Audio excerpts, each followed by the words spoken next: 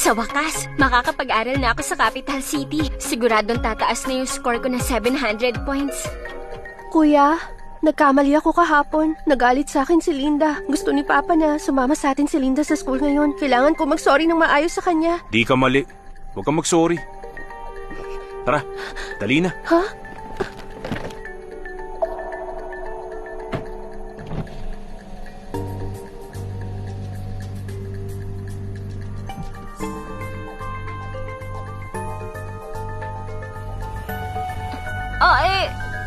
Ba't ganito tong mga to?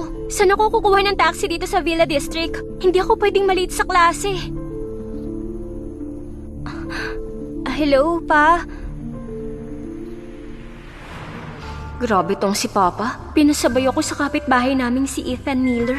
Di ba siya yung type talaga ni Nancy Lewis? Kahit na tinatanggihan niya ang arranged marriage niya kay Nancy.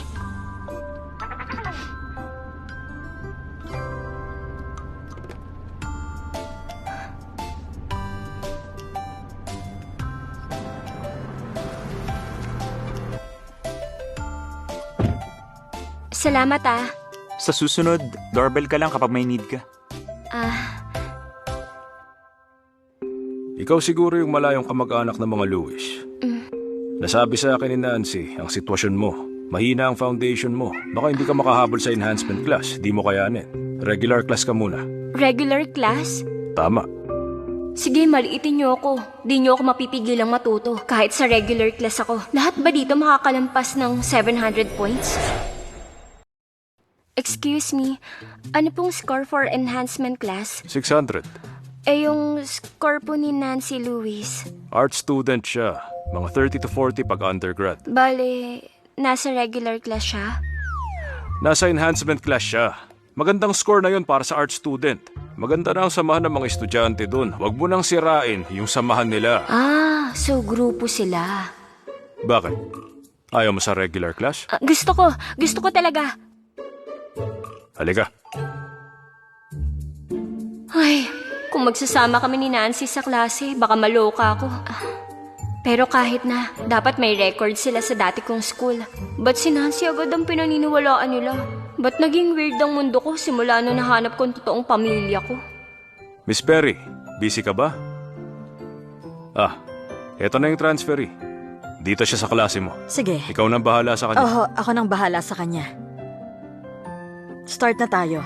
Ba't di ka muna magpakilala sa mga kaklase mo? Opo. Hello sa inyong lahat. Ako si Linda Walker, galing sa probinsya ng Brookshire. Sana sa susunod na 6 months, magkasundo tayong lahat. Mula sa Walker family?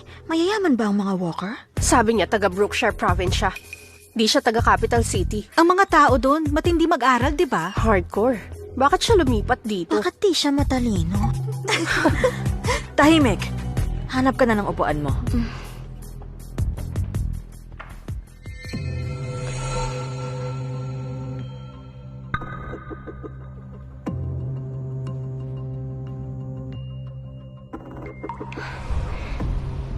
Maganda tong pwesto ko. Malapit sa teacher. Tahimik pa. Walang istorbo. Okay, mga bata. Buksan na ang textbook niyo sa page 103. Ayos, nakasettle na ako. Oras na para mag-aral para sa college exam.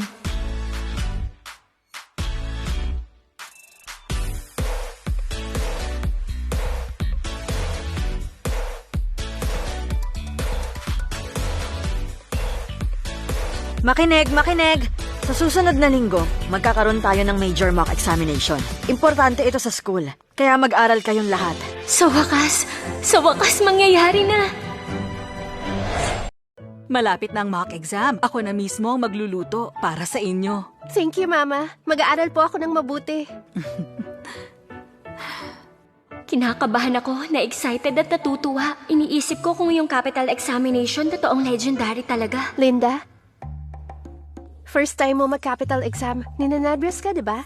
Tama. Medyo behind kasi sa probinsya, kaya di ka masyadong makasabay. Pero kaya mo yan. Naku, okay lang yan.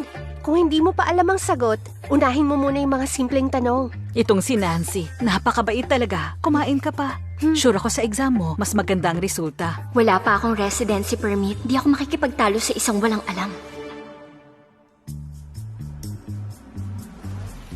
Linda, Ba't di ka na lang sumabay papuntang school? Huwag mo nang guluhin si Ethan. Alam niya na yung crush niya ang laging nagdadrive para sa akin. Nagsiselo siya?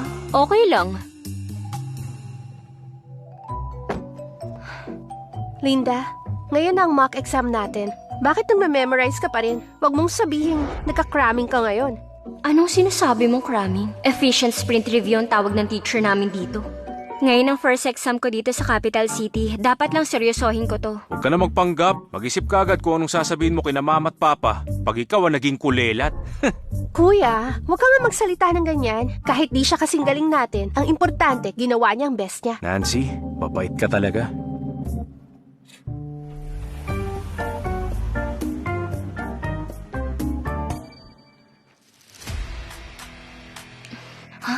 Capital exam, capital exam, capital exam. Kaya pala nasabi ng best friend kong graduate na, nagbibigay ng sobrang confidence tong capital exam. Ganito pala yun. Simulan niyo na ang exam.